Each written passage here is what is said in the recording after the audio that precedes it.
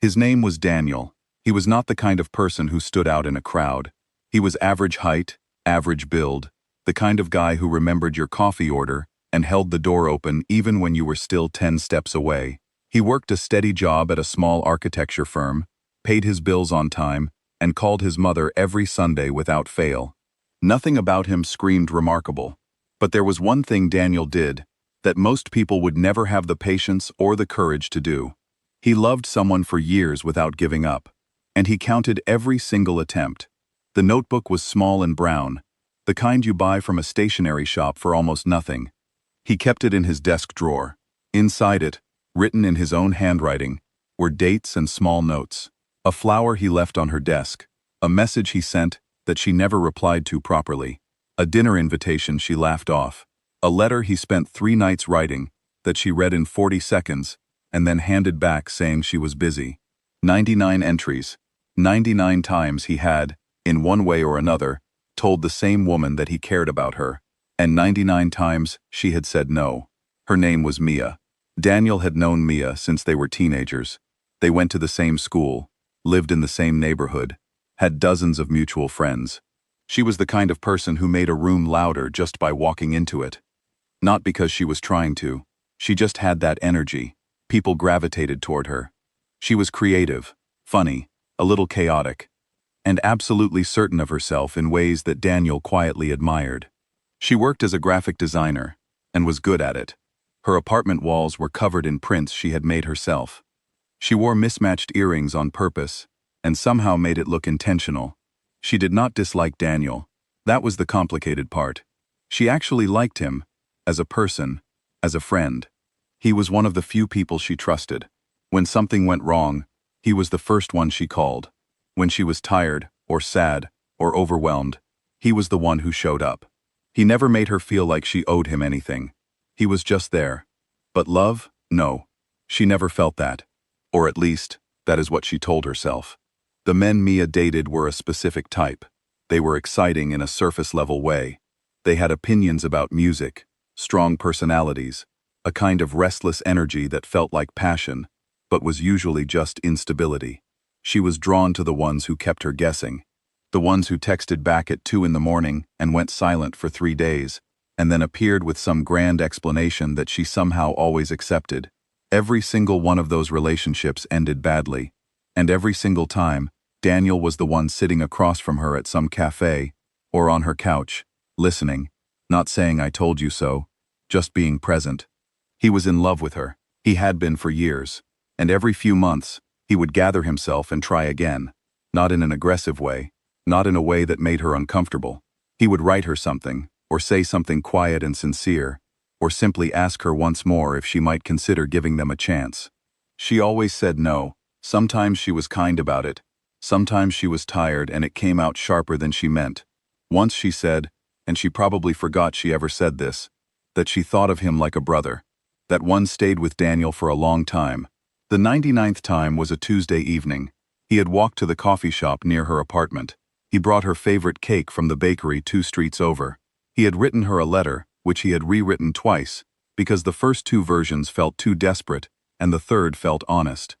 She was already there when he arrived, sitting by the window, scrolling through her phone. She looked up and smiled when she saw him, the way you smile at someone familiar and safe.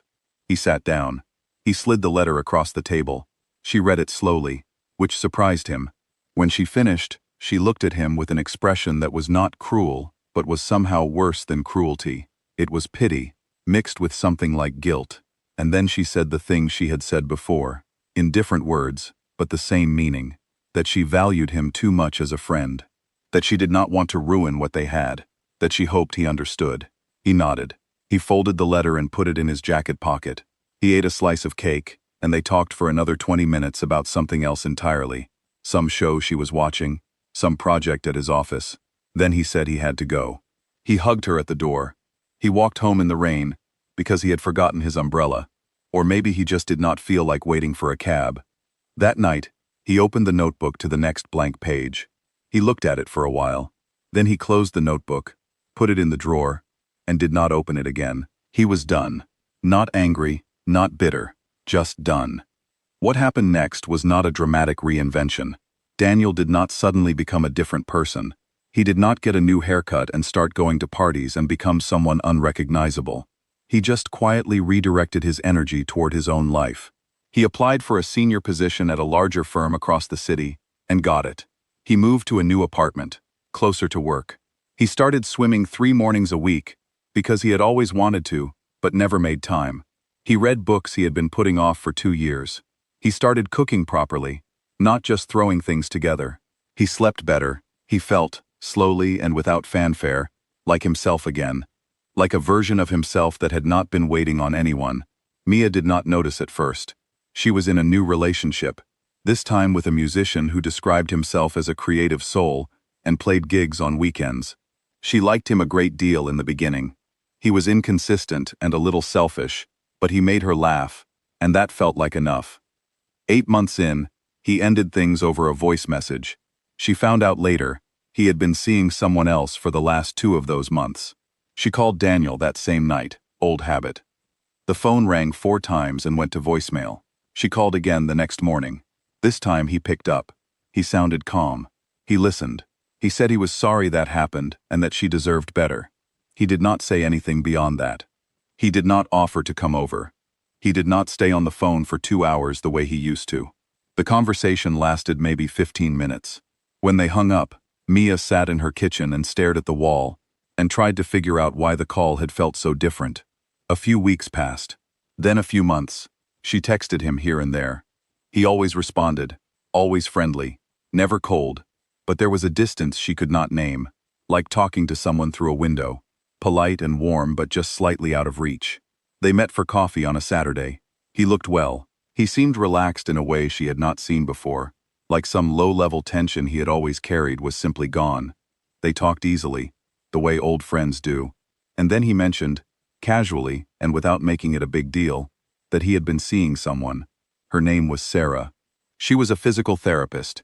They had met at the pool. He said it the way you mentioned the weather. Just a fact, something true about his life. Mia said that was great, that she was happy for him, and she meant it, mostly. On the walk home, she felt something she could not immediately identify. It was not exactly sadness, not exactly jealousy. It was more like the feeling you get when you realize you left something important somewhere, and now it is too late to go back for it. She started paying attention to things she had not noticed before, small things. She realized that for years, Daniel had remembered the name of her mother's cat. He had always known which coffee shop she liked on the mornings she was anxious, versus the ones when she was fine. He had shown up to help her move apartments without being asked twice. He had sat with her in a hospital waiting room for 4 hours, when her friend had been in an accident, not saying much, just being there. She had absorbed all of it like it was just the background noise of her life, like it cost nothing and would always be available. She talked to her best friend about it one evening. Her friend listened without interrupting, which was unlike her. When Mia finished, her friend said something simple, that Daniel sounded like someone who had actually paid attention to her, and Mia realized she could not say the same about herself. She reached out to him again. They started talking more regularly. She was not trying to get him back, mostly because she understood that was not really a category that applied. She had never had him, not in that way.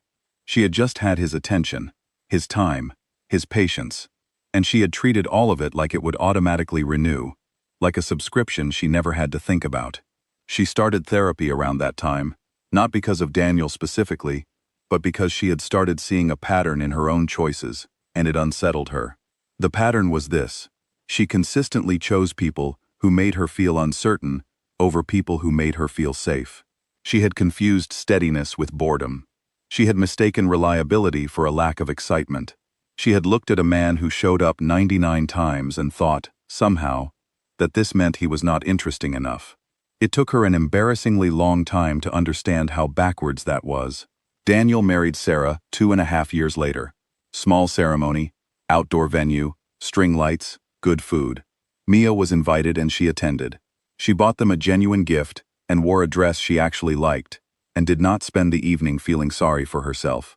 She watched Daniel during the reception, the way he leaned towards Sarah when she spoke, the way he laughed at something she said into his ear. He looked like a person who had found exactly where he was supposed to be. There was no performance in it, no showing off, just a man who was genuinely happy, probably for the first time in a long time. Mia raised her glass during the toast. She meant it. On the drive home, she thought about the notebook. She had never seen it, but Daniel had mentioned it once, years ago, almost like a joke. A little book where he kept track of his attempts. She wondered what it felt like to close it for the last time. Whether it felt like failure, or relief, or something else entirely. She thought it probably felt like both. There is something quietly devastating about realizing too late that someone loved you with consistency and effort, while you were busy looking for something that felt more like electricity. The truth is that electricity fades. It almost always does. What stays is the person who remembered your small preferences, who showed up without being asked, who chose you over and over, in ordinary, undramatic ways. Most people only understand that after the fact. Some people never understand it at all. Mia understood it now. That was something, even if it was not everything. She did not spend the rest of her life grieving what could have been. That would have been self-indulgent, and also pointless. What she did was start making different choices. Slower choices. She paid more attention to how people showed up in quiet moments, rather than how exciting they seemed in the beginning. She learned to tell the difference between someone who made her feel alive and someone who actually cared, whether or not she was okay. It took time. It took some wrong turns. But she got there. The notebook stayed in Daniel's drawer. He never opened it again. He did not need to. That chapter had ended the only way it could. Not with a grand resolution or a tearful reunion, but with a man who finally stopped counting and started living. And sometimes, that is the only ending a story like this deserves.